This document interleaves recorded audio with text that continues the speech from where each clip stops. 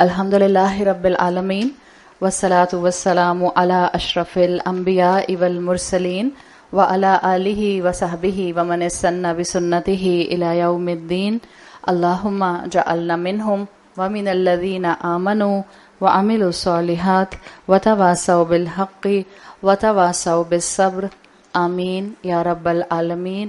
ثم اما بعد فاعوذ باللہ من الشیطان الرجیم. بسم اللہ الرحمن الرحیم. رب اشرح لی صدری ویسر لی امری واحلل عقدۃ من لسانی یفقہوا قولی.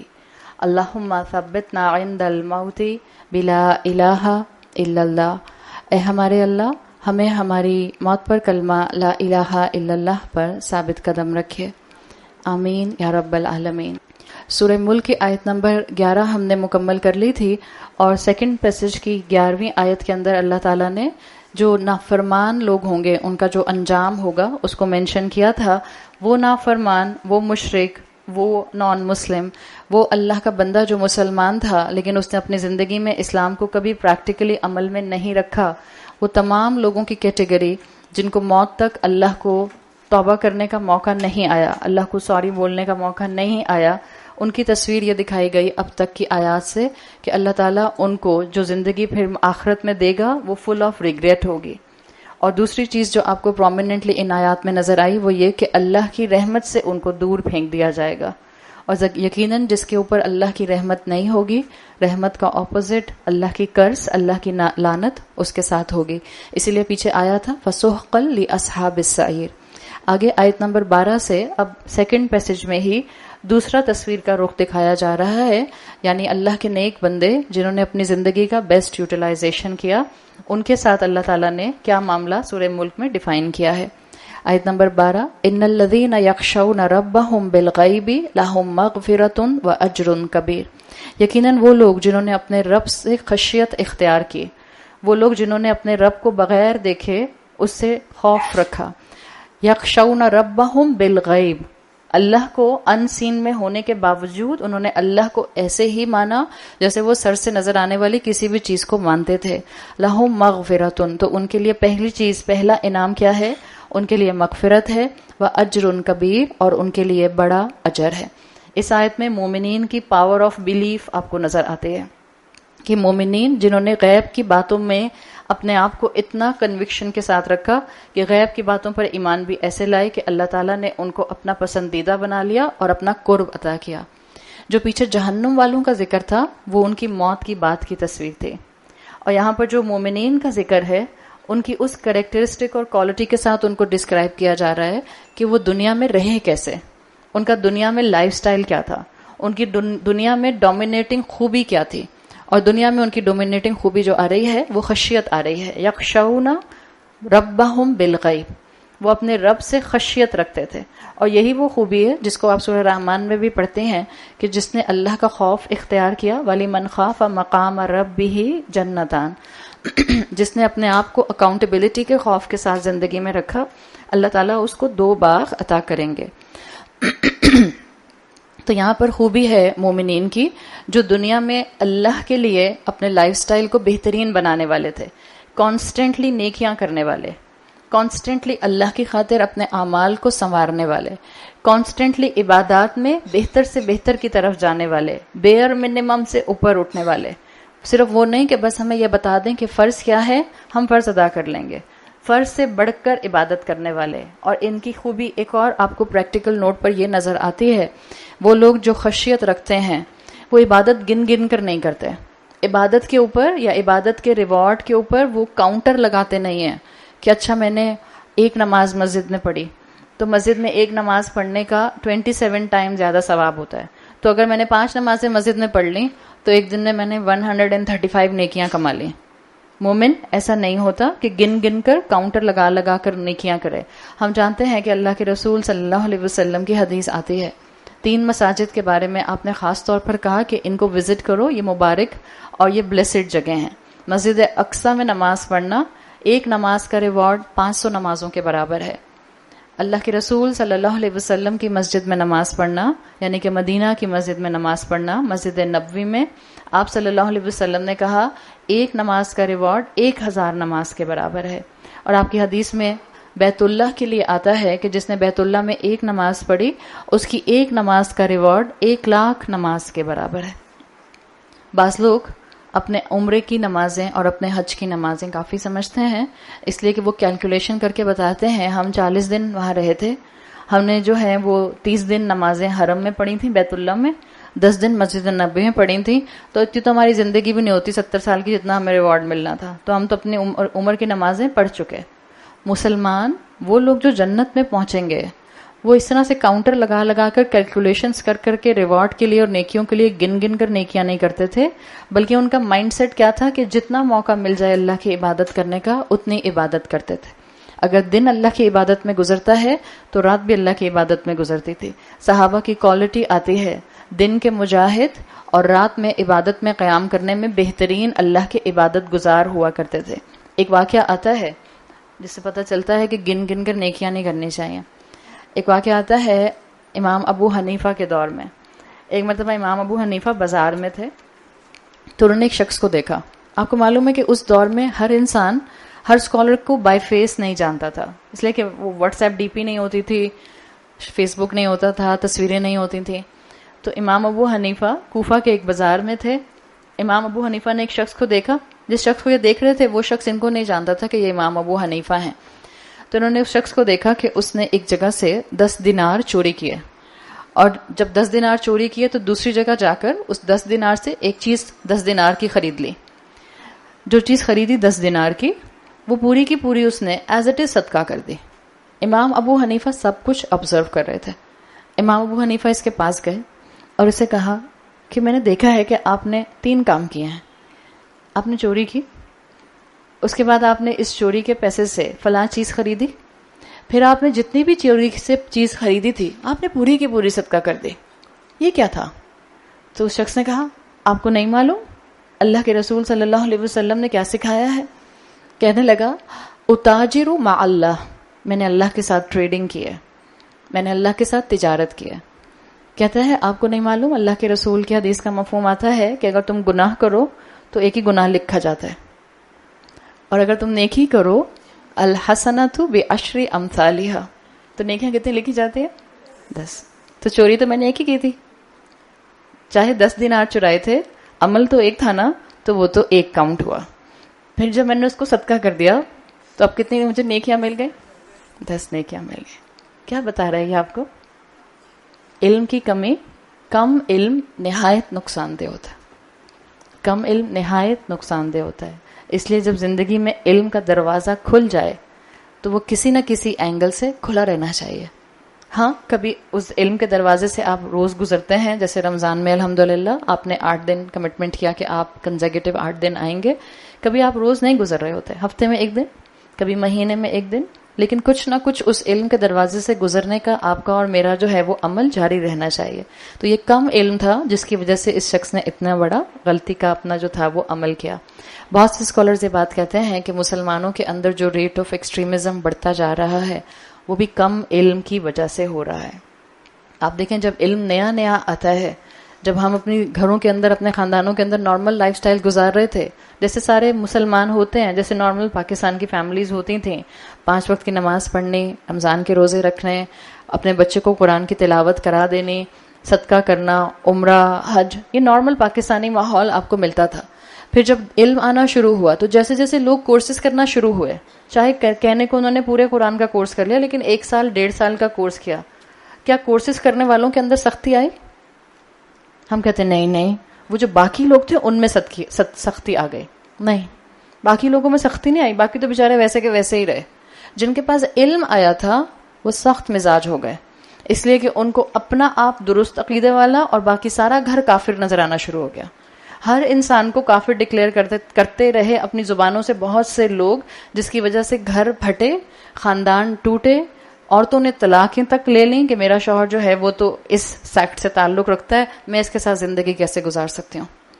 یہ سختی تھی علم کی کمی کی وجہ سے. ہونا کیا چاہیے تھا؟ ایک کورس آیا تھا نا، ابھی تو کھڑکی کھلی تھی، ابھی تو وہ ایک اللہ تعالیٰ نے ذریعہ بنایا تھا علم حاصل کرنے کا، ابھی تو بہت کچھ سیکھنا تھا. لیکن جب نیا نیا علم آتا ہے اور کم علم آتا ہے، انسان کا مزاج ایک بالکل جس کو آپ کہتی ہیں نا آؤٹ آف کنٹرول سمندر، اس کی طرح ہو جاتا ہے. جو اس کے راستے میں آتا ہے وہ آؤٹ آف کنٹرول سمندر سونامی کی طرح اس کو تباہ کر دیتا ہے. اگر ہم علم کے راستے پر چلنے والے ہیں تو ہمارا علم ہم کو ایسا جذباتی نہ بنائے کہ ہماری عقل جو ہے وہ اس سے بالکل دور ہو اور ہمارا ایمان بھی اس سے بالکل دور ہو، اور ہم صرف اور صرف جذباتی پرسنالٹی ڈرامہ کوئنز بن کے رہ جائیں. اپنے اندر صبر اور برداشت جتنی لے کر آئیں گے اتنا علم کا اصل امپیکٹ ہمیں اپنی زندگی میں محسوس ہوگا. تو احادیث کا بھی کانسیپچولائزیشن بہت ضروری ہے. آج جب سے دین پھیل رہا ہے، آج جیسے احادیث کو واٹس ایپ میسیجز اور فیس بک میسیجز کے ذریعے خوب پروموٹ کیا جا رہا ہے، احادیث کا کانسیپچولائزیشن بہت ضروری ہے. جیسے قرآن کا فہم ضروری ہے، ایسے حدیث کا فہم بھی ضروری ہے. تو امام ابو حنیفہ نے اس شخص سے کہا کہ دیکھو تمہاری چیریٹی قبول نہیں ہوئی، اس لیے کہ تم نے جو چیریٹی دی ہے وہ تم نے چوری کے پیسے سے کی ہے. ان اللہ طیب لا یقبل الا الطیب. اللہ پاک ہے اور اللہ صرف پاک قبول کرتا ہے. اس لیے انہوں نے کہا کہ جو تمہارا یہ عمل تھا پورا جس میں تم نے 3 سٹیپ کیے، ایک چوری کی، دوسرا اس پیسے سے کچھ خریدا، تیسرا اس سے صدقہ کیا، فلم یبق معک الا السیئہ، اس پورے عمل میں تمہارے پاس صرف ایک گناہ بچ گیا. یعنی وہ 10 نیکیاں تمہیں نہیں ملی بیکاز تمہارا فاؤنڈیشن ڈسٹرب تھا، تمہاری بنیاد خراب تھی. اور اس چیز کو اگر ہم آج اپنے اوپر اپلائی کریں تو گن گن کر نیکیاں نہیں کی جاتی. اس چیز کو اگر ہم اپنے اوپر آج اپلائی کریں تو بعض اوقات ہم معاشرے میں رہتے ہوئے اپنے آپ کو ربا کے کاروبار اور ربا کی نوکریوں میں انوالو رکھتے ہیں، اور اس نیت سے کہ ہم اس پیسے سے خوب صدقہ کریں گے تو اللہ ہمارے مال کو پاک کر دے گا. ہم بعض اوقات ربا والے کاروبار اور سود والی نوکریاں نہیں چھوڑتے ہیں. لیکن اگر ہم امام ابو حنیفہ کے اس کوٹ کو سمجھ جائیں تو ہمیں اندازہ ہو جائے گا کہ اگر بیس میں کوئی بھی چیز غلط شامل ہو گئی، ایک پانی کا گلاس ہے، اس میں اگر ایک قطرہ زہر بھی مل گیا، اب وہ آپ کے لیے خطرناک ہے. اب چاہے آپ اس کو کتنے ہی خوبصورت گلاس میں کیوں نہ ڈال دیں، اگر اس کے اندر ایک قطرہ پوائزن ملا ہوا ہے وہ پانی آپ کے لیے خطرناک ہے. اسی طرح سے جس کمائی کے اندر کوئی بھی ناجائز مال آ جائے گا، رشوت کا ہو یا سود کا ہو یا کسی کا مال زبردستی کا کھینچا ہوا ہو، وہ ایک پوائزن ہے جو آپ کے مال کے اندر داخل ہو گیا. اب اس کا مختلف امپیکٹ مختلف طریقے سے انسان کی زندگی میں آئے گا. تو جو مومن ہوتا ہے وہ نیکیاں گن گن کر نہیں کرتا، سوچ سمجھ کر کرتا ہے، علم کی بیسس پر کرتا ہے، اور جتنا موقع ملتا ہے وہ اپنی نیکیوں میں احسان اڈاپٹ کرنے کی کوشش کرتا ہے. اس لیے کہ ہمیں معلوم ہے کہ ہم اپنی نیکیوں کی بیسس پر جنت میں نہیں جائیں گے. جب انسان یہ سوچتا ہے نا کہ میری نیکیوں کی وجہ سے مجھے جنت ملے گی، تب ہم یہ سمجھتے ہیں اچھا یہ بھی نیکی کر لی، آج تو یہ بھی کر لی، یہ بھی کر لیا، پھر ہم اپنے آپ کو جو ہے نا ایک بڑا کوئی بہت کارنامہ کرنے والا سمجھنے لگتے ہیں. صحیح مسلم کی حدیث آتی ہے جس میں آپ کو ملتا ہے کہ آپ صلی اللہ علیہ وسلم سے ایک مرتبہ کسی نے پوچھا کہ بلکہ آپ نے صحابہ کو بتایا کہ کوئی جنت میں داخل نہیں ہوگا سوائے اللہ کی رحمت کے، یعنی کوئی اپنے عمل کی بیسس پر جنت میں داخل نہیں ہوگا. لا يدخل الجنہ احد بعملہ. صحابہ نے پوچھا وَلَوْ أَنْتَ یا رسول اللہ، آپ بھی، کیا آپ بھی اپنے عمل کی بیسس پر جنت میں داخل نہیں ہوں گے؟ آپ نے کہا وَلَا أَنَا، ہاں میں بھی نہیں. إِلَّا أَن يَتَغَمَّدَنِيَ اللَّهُ بِرَحْمَتِكَ، یہاں تک کہ اللہ مجھے اپنی رحمت میں انویلپ کر لے. یعنی وہ جو اللہ کے حبیب ہیں، وہ جن سے اللہ تمام مخلوقات میں سب سے بڑھ کر محبت کرتا ہے، وہ جن کو گارنٹیڈ ہے کہ ان کو جنت ملے گی، وہ جن کے لیے گارنٹیڈ تھا کہ ان کو جنت کا سب سے بلند مقام ملے گا، وہ کہہ رہے ہیں کہ میں اپنے عمل کی بیسس پر جنت میں نہیں جاؤں گا یہاں تک کہ اللہ کی رحمت مجھے انویلپ کر لے. تمام انبیاء کا یہی مائنڈ سیٹ تھا، اور تمام انبیاء اس فیکٹ کو جانتے تھے کہ اپنی نیکیوں کی وجہ سے وہ جنت میں نہیں پہنچیں گے. دیر از اے ڈفرنس ان نیکی کی وجہ سے جنت میں پہنچنے کا کانسیپٹ رکھنا یا ایک وہ کانسیپٹ رکھنا جو یہ آیت سکھا رہی ہے سورہ ملک. یہ آیت مجھے اور آپ کو یہ سکھا رہی ہے کہ ہم اپنی نیکیوں کی وجہ سے جنت میں نہیں جائیں گے. ہمارا مائنڈ سیٹ اور ہماری نیکیاں ہمیں اللہ کی رحمت کا ایلیجبل کر دیتے ہیں. جو اللہ کی خشیت رکھتا ہے وہ اللہ کی رحمت کے سائے میں آنے والے عمل کرنا شروع کر دیتا ہے، اور جو اللہ کی رحمت میں انویلپ ہونا شروع ہو جاتا ہے اس کو انشاءاللہ اللہ کی رضوان اور اس کو جنت ملے گی. تو یہاں پر 2 ریوارڈز بتائے گئے ہیں نیک لوگوں کے جو جنت کے لیے ایلیجبل ہوں گے. اللہ نے ان کو پہلا ریوارڈ دیا ہے مغفرت کا، اور دوسرا ریوارڈ ہے اجر کبیر. اجر کبیر کئی طرح سے اس کو اسکالرز نے ڈیفائن کیا ہے، لیکن ظاہر ہے وقت کی کمی کی وجہ سے ہم بہت اینگل نہیں دیکھ سکتے، تو میں آپ کے سامنے اجر کبیر میں صرف الٹیمیٹ اجر کبیر کو مینشن کر رہی ہوں کہ الٹیمیٹ اجر کبیر کیا ہوگا۔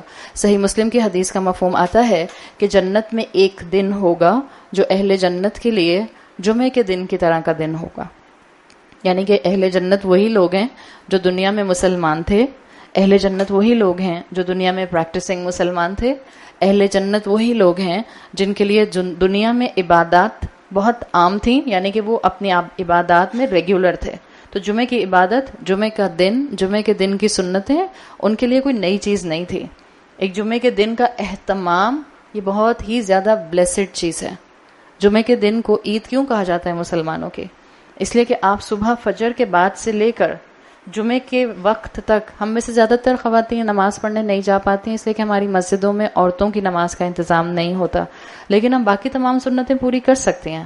ہم جانتے ہیں ہم پر جمعے کی نماز فرض نہیں ہے، عورتوں پر جمعے کی نماز فرض نہیں کی گئی، اس لیے کہ اللہ جانتا تھا کہ کتنی آسانیاں ہوں گی عورتوں کے لیے اور کتنی نہیں ہوں گی، لیکن جتنی بھی فجر کے بعد سے لے کر جمعے کے وقت تک، جمعے کے خطبے تک کی سنتیں ہیں وہ ضرور اڈاپٹ کیجیے۔ آپ کے گھر میں ایک ماحول ہونا چاہیے کہ سورہ کہف پڑھی جائے گی، آپ کے گھر میں ایک ماحول ہونا چاہیے کہ گھر کے تمام افراد جمعے کے دن فجر کی نماز کے بعد سے جمعے کی خطبے سے پہلے غسل لیں گے، صاف ستھرے کپڑے پہنیں گے۔ یہ نہیں کہ آپ خود ہی صبح سے لے کر شام تک نائٹی میں پھر رہی ہیں، آج تو جمعہ کچھ کام ہی نہیں تھا اس لیے، کبھی اس کاؤچ پر گرتے ہیں تو کبھی اس صوفے پر گرتے ہیں۔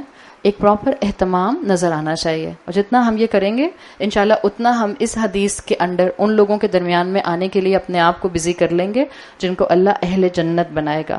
تو اہل جنت جو ہوں گے ان کے لیے ایک دن جمعے کے دن کی طرح کا دن ہوگا۔ بعض احادیث کے مفہوم میں آتا ہے یہ دن جمعے کا دن کیوں کہلائے گا، اس لیے کہ اس دن مسلمان نماز پڑھیں گے، مسلمانوں کی عبادت ہوگی۔ وہ کیسی نماز ہوگی، وہ کیسی عبادت ہوگی، واللہ عالم، اللہ بہتر جانتا ہے۔ ہم یہ جانتے ہیں کہ جنت میں Saturday Sunday Monday Tuesday Wednesday نہیں ہوگا، کیلنڈر وہاں نہیں چلیں گے، وہاں کے اپنے کیلنڈرز ہوں گے، کیسے کیلنڈرز ہوں گے وہ بھی ہم نہیں جانتے۔ تو آپ صلی اللہ علیہ وسلم نے کہا کہ ایک دن جو ہوگا وہ مسلمانوں کے لیے جمعے کے دن کی طرح کا دن ہوگا۔ اللہ ان سے پوچھے گا حل من مزید، تم میں سے کسی کو کچھ چاہیے؟ حل شاء احد من شیء، کہ تم میں سے کسی کو بھی کسی چیز کی حاجت ہے؟ تو اہل جنت کہیں گے اللہ آپ نے ہمارے چہرے روشن کیے، اللہ آپ نے ہمیں معاف کر دیا، اور اللہ آپ نے ہمیں جنت میں داخل کر دیا، تو اب ہمیں اور کیا چیز چاہیے ہوگی؟ تو اس وقت پھر حدیث میں آتا ہے کہ اللہ تعالیٰ اپنا حجاب اٹھائیں گے، اور پھر اللہ اپنے اہل جنت، اپنے تمام بندوں کو اپنے چہرے کا دیدار کرائیں گے۔ اللہ حجاب میں ہے۔ آپ صلی اللہ علیہ وسلم کی حدیث کا مفہوم آتا ہے حجابہ النور، اللہ کا حجاب کمپلیٹلی نور ہے، یعنی اللہ حجاب میں ہے۔ اور آپ صلی اللہ علیہ وسلم کا یہ کہنا کہ حجابہ النور، آپ صلی اللہ علیہ وسلم نے معراج کے موقع کے بعد یہ واقعہ بیان فرمایا تھا۔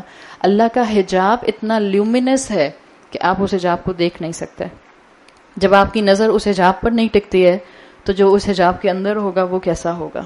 ہمیں سوچنے کا اور بہت زیادہ اس کے بارے میں جو ہے وہ امیج اس کا بنانے کا نہیں کہا گیا، لیکن اہل جنت کو اللہ تعالیٰ یہ نعمت دیں گے کہ اللہ اپنا ویل ریموو کر دے گا، اور پھر حدیث میں آتا ہے جس کا مفہوم ہے کہ کسی جنتی کو بڑے سے بڑے محل اور بڑی سے بڑی نعمت کے مقابلے میں ایسی نعمت نہیں ملی ہوگی نظری الی وجہ ربی، جو کہ اب اپنے رب کے چہرے پر نظر ڈالنے سے اس کو یہ نعمت ملے گی۔ بہترین نعمت، بہترین اجر کبیر، اور اسی کو ڈے آف انکریز احادیث میں کہا جاتا ہے، یوم الزیادہ، بہترین اجر ملنے کا دن جس دن اللہ اپنا دیدار اپنے جنتی بندوں کو کرائے گا، اور یہ ہوگا جنت کا بہترین انعام۔ آپ سوچیں، معمولی سا ہم اگر اپنے آپ کو سوچیں، آپ کسی انسان کو پسند کرتے ہیں اور آپ اس انسان کو بڑے عرصے سے سن رہے ہوتے ہیں، جب آپ اس کو دیکھتے ہیں تو آپ کو کتنا مزہ آتا ہے۔ اب آپ امیجن کریں اللہ کے رسول صلی اللہ علیہ وسلم کو، ہم اللہ کے رسول صلی اللہ علیہ وسلم کے بارے میں بچپن سے سنتے ہیں، بچپن سے کتابیں پڑھتے ہیں، بچپن سے گھروں میں ہم نے نام سنا، بچپن سے ہم نے الحمدللہ اللہ کے رسول صلی اللہ علیہ وسلم کی تعریف میں سیرت کی کتابیں دیکھی اور اپنے سلیبس میں پڑھا۔ آج بھی جب ہم مسجد نبوی میں جا کر بیٹھتے ہیں تو آپ کو ایک جو فیلنگز آتی ہیں مسجد نبوی میں بیٹھ کر کہ اللہ کے رسول، حالانکہ اس وقت اللہ کے رسول وہاں موجود نہیں ہوتے ہیں کہ ہمیں فزیکلی نظر آ رہے ہوں، لیکن جو آپ کو فیلنگز آتی ہیں کہ یہ وہ جگہ ہے جہاں اللہ کے رسول چلتے تھے، یہ وہ جگہ ہے جہاں اللہ کے رسول بیٹھتے تھے، یہ وہ جگہ ہے جہاں اللہ کے رسول صلی اللہ علیہ وسلم اپنے صحابہ کو تعلیم دیتے تھے. تو آپ کے اندر ایک آٹومیٹک محبت بڑھنا شروع ہو جاتی ہے. کہاں کہ جب ہم اللہ کے رسول کو دیکھیں گے تو انشاءاللہ پھر ہماری محبت کا اینگل کیا ہوگا. یہی چیز اب آپ اپنے اوپر اللہ اور اپنے خالق کے ساتھ اٹیچ کرنے کی کوشش کریں. ساری زندگی جس اللہ کے سامنے ہم نے سجدے میں سر ٹکایا زمین پر، ساری زندگی جس رب کے لیے ہم نے نمازیں پڑھیں، جس رب کے لیے روزے رکھے، جس رب کے لیے بعض اوقات کسی کا کڑوا اور کسی کا کسیلا برداشت کیا، جس رب کی خاطر کبھی کسی کی ٹیڑھی نظریں برداشت کیں، کبھی گرمی ہونے کی وجہ سے حجاب اور نقاب کی وجہ سے کس قدر تکلیف برداشت کی، کبھی لوگوں کے طنز برداشت کیے، کبھی گھروں کے اندر اپنے آپ کو آڈ ون آؤٹ بنایا، کبھی فیملی سٹرکچر میں ایسے سٹینڈ لیے کہ جس سے ہم نے اپنے آپ کو رسومات سے علیحدہ تو کیا لیکن اندر اندر سے دل روتا رہا. جس رب کی خاطر یہ سب کیا، جب وہ رب سر کی آنکھوں سے نظر آئے گا تو سوچیں کہ وہ کیسا مقام ہوگا. اللہ سے دعا کریں اللہ ہم سب کو یہ اجر کبیر عطا فرمائے. اللہ ہم اس قابل نہیں ہیں کہ ہمارے عمل اس قابل ہوں کہ ہم جنت تک پہنچ جائیں. اللہ ہمیں اپنی رحمت سے انویلپ کر لے. اللہ ہمیں اس اجر کبیر کو عطا کر دے. سورہ بقرہ میں مومنین کی پہلی صفت آتی ہی یہی ہے، الذین یؤمنون بالغیب، وہ جو ایمان لاتے ہیں غیب کے اوپر. آج ہمارا امتحان یہی ہے. آج ہمیں اللہ نظر نہیں آتا. آج کتنا ہی بڑا ایتھیسٹ ہمارے سامنے آ کر کہے کہ اللہ کو پروف کرو، ہم کئی دلیلیں دے سکتے ہیں اپنی عقل کے حساب سے، اپنے علم کے حساب سے، اپنے ایکسپوجر اور ایکسپیرینس کے حساب سے. لیکن یہ حقیقت ہے کہ کہیں نہ کوئی ایتھیسٹ ایسا ہوگا جس کو آپ کی دلیل فائدہ نہیں دے گی، اس لیے کہ فلسفی کے اندر ہر لاجک کو ختم کرنے کے لیے دوسری لاجک موجود ہوتی ہے، ہر دلیل کو کاٹنے کے لیے دوسری دلیل موجود ہوتی ہے. یہ حقیقت ہے کہ آج بہرحال اللہ کے اوپر ہمارا ایمان، اللہ ہے، یہ قرآن اللہ کی کتاب ہے، رسول اللہ صلی اللہ علیہ وسلم برحق تھے، آپ صلی اللہ علیہ وسلم کی تمام احادیث جو صحیح اور حسن کی کیٹیگری میں ہیں وہ ہمارے لیے قابل عمل ہیں. یہ سارا معاملہ ان سین کا ہے، اور جس کا یہ ان سین کا معاملہ دنیا میں مضبوط ہوگا، بعض اوقات اس کے کئی موقع ایسے آئیں گے کہ جس میں اس کے اپنے قدم ہل جائیں گے. کبھی کبھی انسان کو خود نہیں محسوس ہونے لگتا، جب باہر سے اتنا پریشر آتا ہے، خاندان سے اتنا پریشر آتا ہے، دوستوں سے اتنا پریشر آتا ہے، ماحول اور انوائرمنٹ کا اتنا پریشر آتا ہے، انسان سوچتا ہے کہیں میں ایکسٹریمسٹ تو نہیں ہو رہی. انسان کے اندر یہ جذبہ، یہ خیال کیوں آنے لگ جاتا ہے؟ Because it's a game of unseen. Constantly آپ کے اور میرے اس وقت انٹلیکٹ کا امتحان ہو رہا ہوتا ہے. شریعت کمپلیٹلی، اسلام کی جو شریعت ہے، اگر اس کو آپ سمپلیفائڈ فارم میں دیکھیں، اللہ نے انسان کے کئی امتحان رکھے ہیں. ہم نے شروع میں ہی پڑھ لیا کہ اللہ نے انسان کو موت اور زندگی دی لیبلوکم، اور پھر لیبلوکم میں آپ اپنی زندگی کا ہر سٹیپ لا سکتے ہیں. لیکن اگر آپ اس کو میجر چنک میں ڈیوائڈ کریں، ہر انسان کی زندگی شریعت نے 3 میجر چنکس میں ڈیوائڈ کی ہے. ہر انسان کے 3 میجر امتحان ہوتے ہیں، اور وہ امتحان 3 جو ہیں وہ حدیث جبرائیل سے کنیکٹڈ ہیں. آپ کا اور میرا پہلا امتحان ہوتا ہے ہمارا فزیکل امتحان، بدنی عبادات کا امتحان، جس میں جبرائیل علیہ السلام نے پوچھا تھا اسلام کیا ہے. اسلام کا سٹیج از دا پہلا امتحان جو آپ کی اور میری فزیکیلٹی سے ریلیٹڈ ہے. میری زندگی میں فزیکل بدنی عبادات کتنی آبویس ہیں، یہ امتحان ہے میرا ایز اے مسلم. کلمہ شہادت میں زبان سے بولتی ہوں، فزیکل. نماز میں اپنے جسم کے ساتھ پڑھتی ہوں، فزیکل. روزہ میں اپنے جسم سے اٹیچ کر کے روح کا رکھتی ہوں، لیکن میرا جسم بھوکا اور پیاسا ہوتا ہے، فزیکل عبادت. آپ حج کرتے ہیں، فزیکل عبادت. آپ زکوٰۃ دیتے ہیں، اٹس اے ٹینجبل صدقہ. ایک صدقہ ہوتا ہے اپنی ماں کو مسکرا کر دیکھنا، ایک صدقہ ہوتا ہے اپنے بھائی کو، اپنی بہن کو مسکرا کر دیکھنا. بٹ زکوٰۃ از اے ٹینجبل صدقہ. یو نیڈ سم ون جس کے ہاتھ پر آپ زکوٰۃ رکھتے ہیں. تو اللہ تعالیٰ نے یہ ساری جتنی بھی بدنی عبادات دی ہیں، شریعت ہمارا ایک بڑا چنک اس کے اندر رکھتی ہے امتحان کا، ہمارا فزیکل ٹیسٹ. مسلمان عورت ہوتے ہوئے ہمارا physical test, this is part of our bare minimum, this is part of our presence, this is part of our physical life. کہ اللہ نے اگر مجھے زندگی دی اور اتنی زندگی دی جس میں مجھے پیوبرٹی مل گئی، تو اب میں نے اپنا حجاب اڈاپٹ کیا یا نہیں کیا، میں نے اپنی زینت کو چھپایا نامحرم کے سامنے یا نہیں چھپایا. This is my physical test and this is just level number 1. اس لیے کہ ہم انسان انہی 3 کمپوننٹ سے بنے جو شریعت نے 3 امتحان ہمارے رکھے ہیں. ہمارا ایک پارٹ ہے ہمارا فزیکل ایسپیکٹ، ہمارا دوسرا پارٹ ہے ہمارا انٹلیکچوئل ایسپیکٹ، اس لیے کہ ہم انسان ہیں، اللہ نے ہمیں عقل دی ہے جانور سے بڑھ کر. جانور کو اللہ نے مائنڈ دیا ہے، فنکشننگ دی ہے برین کی، لیکن اللہ نے انسانوں کو انٹلیکٹ دی ہے، عقل دی ہے. تو جیسے ہم انسان 3 پارٹ سے مکمل ہوتے ہیں، اسی طرح سے شریعت نے 3 امتحان ہم پر فٹ کیے ہیں. پہلا ہے فزیکل. دوسرا امتحان جو شریعت نے ہم پر لگایا ہے وہ ہے ہمارا انٹلیکچوئل امتحان. فزیکل امتحان کو میں نے حدیث جبرائیل میں کس سے کنیکٹ کیا ہے؟ اسلام سے. The level of Islam, the level of Islam is bare minimum. اگر ایک مسلمان، کلمہ گو مسلمان، نماز پڑھتا ہے، رمضان کے روزے رکھتا ہے، زندگی میں ایک مرتبہ اس نے حج کیا، اور ہر سال وہ اپنی 2.5% زکوٰۃ نکالتا ہے، اور مسلمان عورت ہوتے ہوئے اپنا پراپر حجاب کرتی ہے، دس از بیئر منیمم. کوئی ہم اللہ پر احسان نہیں کر رہے ابھی کہ میں تو حجاب کرتی ہوں، اللہ اتنی گرمی میں، اتنی ہیومیڈیٹی میں، میں تو اتنی مشکل سے جو ہوں وہ نقاب لگاتی ہوں، مجھے تو سانس بھی نہیں آتی پھر بھی میں کرتی ہوں. کوئی ہم اللہ پر احسان نہیں کر رہے. This is the physical part of our test. ہم صرف بیئر منیمم کے اوپر ہیں. تو دس از دا فزیکل ٹیسٹ جو اسلام کے لیول پر آتا ہے. دوسرا شریعت نے ہمارا جو ٹیسٹ رکھا ہے وہ ہمارا انٹلیکچوئل ٹیسٹ ہے. اینڈ انٹلیکچوئل ٹیسٹ حدیث جبرائیل کے مطابق از دا پارٹ آف ایمان. ایمان کیا ہے؟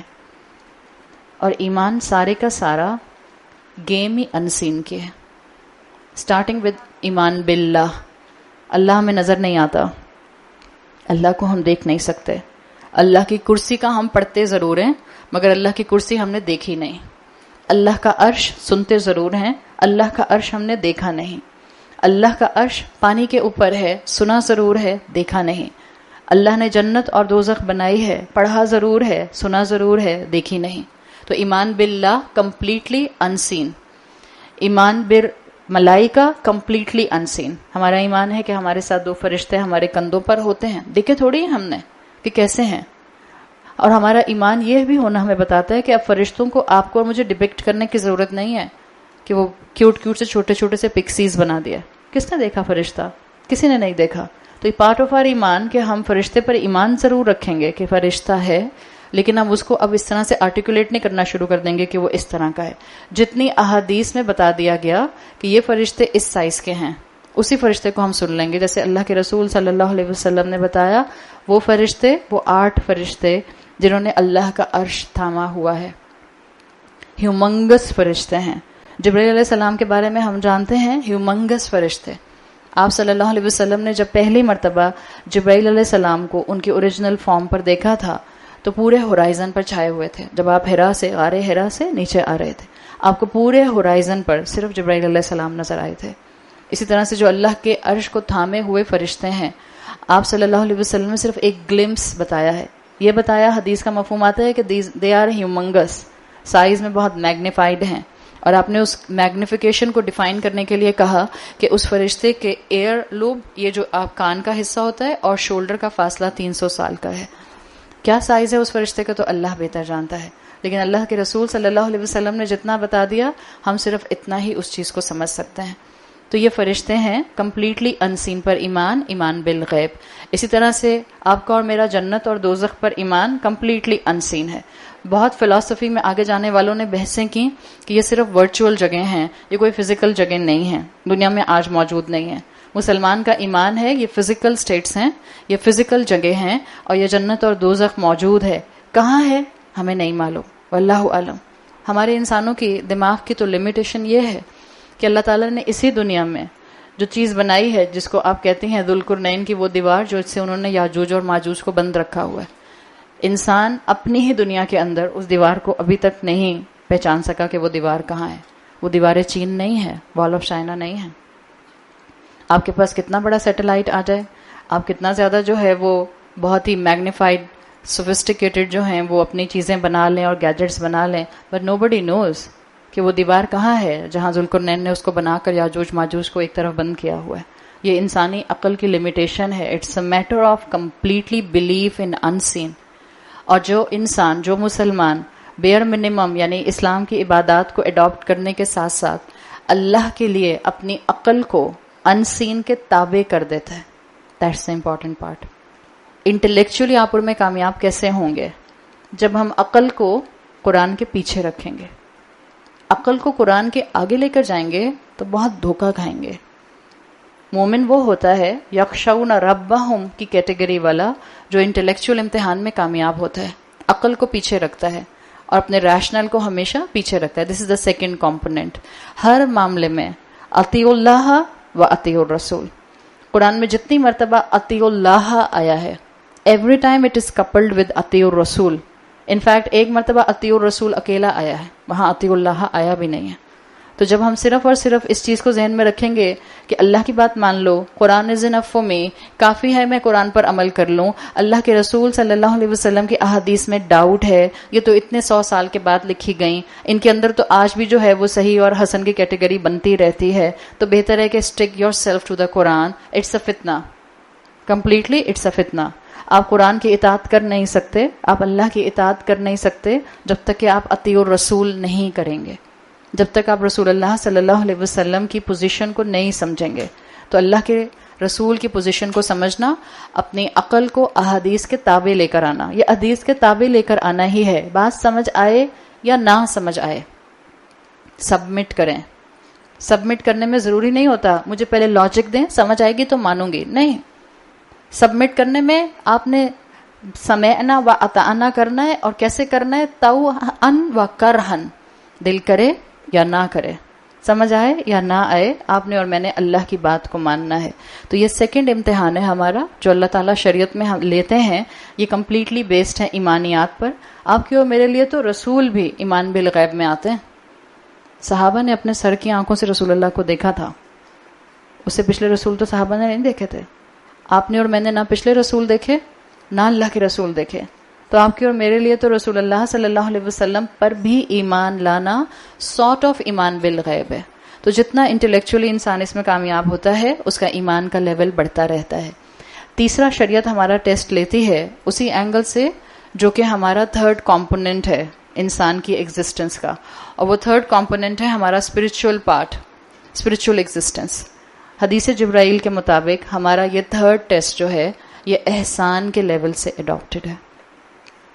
ہم اللہ کو نہیں دیکھ سکتے، ہم اللہ پر ایمان رکھتے ہیں، اسی لیے ہم جو عبادت کرتے ہیں وہ اس ایمان کے ساتھ کرتے ہیں کہ اگر ہمیں اللہ نظر نہیں آتا تو کیا ہوا، اللہ ہمیں دیکھتا ہے. دس از ابو ریشنل. احسان اڈاپٹ کرنا ابو ریشنل. بعض دفعہ آپ کو دلیل ملتی ہے چہرہ کور کرنے کی، بعض دفعہ آپ کو ایک دوسری طرف دلیل نہیں ملتی. یہ میں آپ کو بتا دوں، دس از ابو ریشنل. یہ تقوی کا لیول ہے، یا آپ کا اور آپ کے رب کا معاملہ ہے، یا آپ کا اور آپ کے رب سے تعلق کا معاملہ ہے، یا آپ کی اور آپ کے رب کی محبت ہے.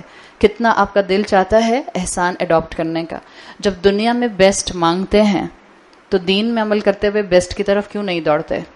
احسان کا لیول، انسان اپنے آپ کو اس بابرکت ہستی سے اٹیچ کر لیتا ہے جس کے لیے وہ کانسٹنٹلی الرٹ رہتا ہے. آپ نے 2 ٹرم سنی ہیں، these terms are related with Sufism, لیکن اگر آپ ان کی بیس چیک کریں تو عربک لینگویج کے اندر they are very strongly embedded in sharia. اگر آپ ان کے اوریجنل میننگز پر جائیں، ایک ہے مشاہدہ اور ایک ہے مراقبہ. جس مشاہدہ اس کہ مجھے اپنے آس پاس ہر چیز میں، اللہ مجھے نظر نہیں آتا لیکن مجھے اپنے آس پاس ہر چیز میں اللہ کی ڈومینین اور اللہ کی اتھارٹی اور اللہ کی محبت محسوس ہو. ہر مخلوق میں اللہ کی مجھے ایفیکٹس اور اللہ کی قدرت نظر آئے. دس از کالڈ مشاہدہ. مومن، احسان کرنے والا مومن آبزروینٹ ہوتا ہے.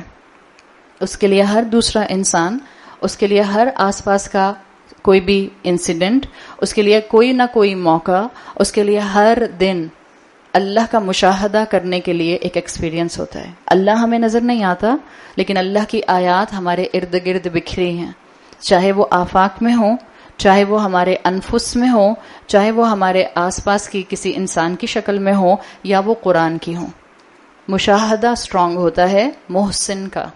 دس تھرڈ لیول جس میں شریعت ہمارا احسان کا ٹیسٹ لیتی ہے، اسپرچول ٹیسٹ لیتی ہے، اس میں انسان اپنے آپ کو اللہ سے ایسا اٹیچ کر لیتا ہے کہ اس کو ہر شے میں اللہ کی قدرت نظر آتی ہے. And the second term is مراقبہ. مراقبہ کس کو کہتے ہیں؟ درخت سے الٹے لٹک جائیں، ہاں مراقبہ کہتے کہ اس کو بائی ڈیفینیشن معلوم. مراقبہ کے ساتھ اللہ کا ایک نام یاد رکھیے گا ہمیشہ، الرقیب. مراقبہ کا ٹیکنیکل مطلب، سمپل مطلب یہ ہے، ایسا انسان، ایسا محسن انسان جو ہر وقت اللہ کو ایز اے رقیب محسوس کرتا رہتا ہے۔ اللہ کا نام ہے الرقیب۔ الرقیب کا مطلب ہوتا ہے وہ جس نے میری گردن، نیپ آف دا نیک، یہاں سے پکڑی ہوئی ہے۔ راقبہ عربی زبان میں استعمال ہوتا تھا جب بکری کی گردن کو اس جگہ سے پکڑ لیتے تھے اور پھر پکڑ کے اس کو لٹاتے تھے ذبح کرنے کے لیے۔ اللہ کا نام الرقیب، اللہ نے اپنی ہر مخلوق کے اوپر اپنی گرفت اتنی مضبوط رکھی ہوئی ہے۔ اللہ رقیب ہے۔ مراقبہ کرنے والا مسلمان اپنے بیئر منیمم سے اوپر اٹھ کر، اپنے ایمان کو مضبوط کر کر، اپنی اسپرچویلٹی کو گین کر کے مراقبہ کی سٹیج پر آتا ہے اور محسن بن جاتا ہے۔ اس کو ہر وقت اللہ کی پریزنس محسوس ہوتی ہے۔ اللہ السمیع، اللہ البصیر ہے۔ مراقبہ میں اگر آپ کو یہ اللہ کا نام الرقیب یاد رہے گا تو انشاءاللہ پھر آپ کو اس کی کبھی بھی غلط ڈیفینیشن ذہن میں نہیں آئے گی۔ جہاں پر خطبہ نکاح کی آیات ہیں، سورہ نساء میں پہلی آیت میں جا کر آج پڑھیے گا، اللہ کا یہی نام آتا ہے۔ خطبہ نکاح کے اندر دلہا اور دلہن اور دونوں خاندانوں کو اللہ کے اس نام کے ذریعے وارن کیا جاتا ہے، ایک دوسرے کے اوپر زیادتیاں مت کرنا۔ اللہ رقیب ہے، جو ظالم ہوگا اللہ سب جانتا ہے، اور اللہ کی گرفت اپنی مخلوقات پر اتنی مضبوط ہے کہ اللہ جس وقت چاہے ہماری گردن مروڑ دے، لٹرلی۔ مراقبہ از دا ریئلائزیشن کہ مجھے اللہ کسی وقت بھی پکڑ سکتا ہے، اس لیے کہ وہ آبزرو کرتا ہے میرے ہر موو کو۔ تو یہ ہے وہ انسان جو اپنی زندگی میں خشیت اختیار کرتا ہے اور شریعت کے ان 3 ٹیسٹ کے اندر اپنے آپ کو ہمیشہ الرٹ رکھتا ہے۔ عبادات کے ذریعے اسلام کو مینٹین کرتا ہے، انٹلیکٹ کے ذریعے ایمان کو مضبوط کرتا ہے جو کہ انسین میں ہے، اور کانسٹنٹلی اللہ کو محسوس کرتے ہوئے کہ اللہ مجھے آبزرو کر رہا ہے، اپنے اندر محسن بننے کی کوالٹی لے کر آتا ہے۔ اور یہی وہ کوالٹی ہے جو انشاءاللہ آپ کو اور مجھے اللہ اور رسول اللہ کا پسندیدہ بنائے گی۔ آپ صلی اللہ علیہ وسلم کی مسند امام احمد میں حدیث آتی ہے جس کا مفہوم آتا ہے، آپ نے ایک مرتبہ صحابہ سے کہا اور ان کے سامنے احباب کا ذکر کیا کہ میرے احباب جو ہوں گے وہ ایسے ایسے ایسے ہوں گے۔ تو صحابہ نے فرمایا کہ ہم آپ کے احباب نہیں ہیں۔ آپ نے کہا نہیں، تم میرے اصحاب ہو، انتم اصحابی، تم میرے کمپینین ہو، تم میرے صحابہ ہو۔ یہ جو احباب ہوں گے، آپ نے فرمایا وَأَحْبَابِ الَّذِينَ يُؤْمِنُونَ بِي وَلَمْ يَرَوْنِي، یہ وہ احباب ہوں گے میرے the beloved ones، میرے فیورٹ، مجھ سے محبت کرنے والے، جو مجھ پر ایمان لے کر آئیں گے لیکن انہوں نے مجھے کبھی دیکھا نہیں ہوگا۔ آپ صلی اللہ علیہ وسلم نے مجھے اور آپ کو اس احباب کی کیٹیگری میں رکھا ہے۔ اگر ہم اپنی زندگی میں رسول اللہ کو وہ مقام دینے کی کوشش کرتے ہیں جو اللہ ہم سے ایکسپیکٹ کرتا ہے، تو آپ نے فرمایا یہ وہ ہوں گے جو مجھ پر ایمان لائیں گے، اور آپ نے ان کے لیے اپنی محبت کا اظہار کیا کہ اللہ کے رسول ان سے محبت کرتے ہیں۔ آپ نے کہا ہم احبابی ہم اصحابی، انتم اصحابی ہم احبابی، تم میرے اصحاب ہو اور وہ میرے بیلوڈ ونس ہیں۔ تو اپنے ایمان کو اتنا مضبوط کریں کہ اللہ کے رسول صلی اللہ علیہ وسلم کی تعلیمات پر یقین آئے، دل مانے یا نہ مانے، عقل کو پیچھے کر دیں۔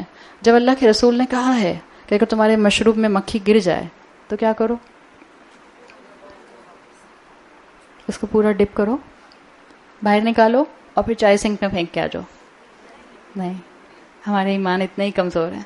حقیقت ہے، مطلب بڑی بڑی حدیثیں اور بڑے بڑے احکامات اور بڑی بڑی تعلیمات تو دور کی بات ہیں، اگر ہم نے اپنا ایمان گیج کرنا ہے ہم صرف اس ایک حدیث پر گیج کر سکتے ہیں۔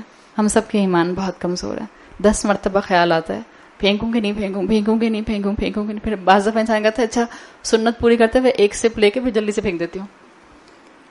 اتنے ہی کمزور ایمان ہے ہمارے۔ اللہ کے رسول صلی اللہ علیہ وسلم نے کہا ہے کہ جب مکھی گر جائے سو کے رسک ضائع نہ کرو، مکھی کو ڈپ کرو، اس لیے کہ اس کے دوسرے پر میں شفا ہے، اور پھر پی جاؤ بسم اللہ پڑھ کے اپنا مشروب۔ لیکن ہم سے نہیں ہوتا نا، ہمارے ایمان اتنے ہی کمزور ہیں۔ ایمان مضبوط کرنے کا طریقہ یہی ہے کہ ہم اللہ کے رسول صلی اللہ علیہ وسلم کے بارے میں پڑھیں، ان کی قربانیوں کے بارے میں پڑھیں، ان کے اپنے بارے میں کنسرن جو ہمارے لیے جو ان کے کنسرن تھے اس کے لیے پڑھیں، وہ جو ہمارے لیے راتوں میں کھڑے رہتے تھے، وہ جب ہمارا دنیا میں کوئی آثار ہی نہیں تھے، اس وقت انہوں نے امتی امتی کہہ کر ہمارے لیے راتوں میں دعائیں کی ہیں۔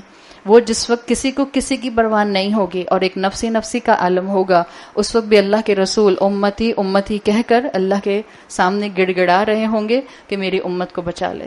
بعض لوگ کہتے ہیں حدیث نے دین کو سخت کر دیا ہے، اگر قرآن ہوتا تو یہ تو بہت آسان ہوتا۔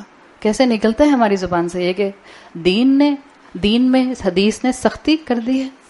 اگر حدیث نہ ہوتی، اٹس اے گارنٹیڈ کہ دین بہت سخت ہوتا۔ قرآن میں آتا ہے جب تم حج کر لو تو اپنے سروں کو شیو کر دو، تو کیوں نہیں شیو کرتے؟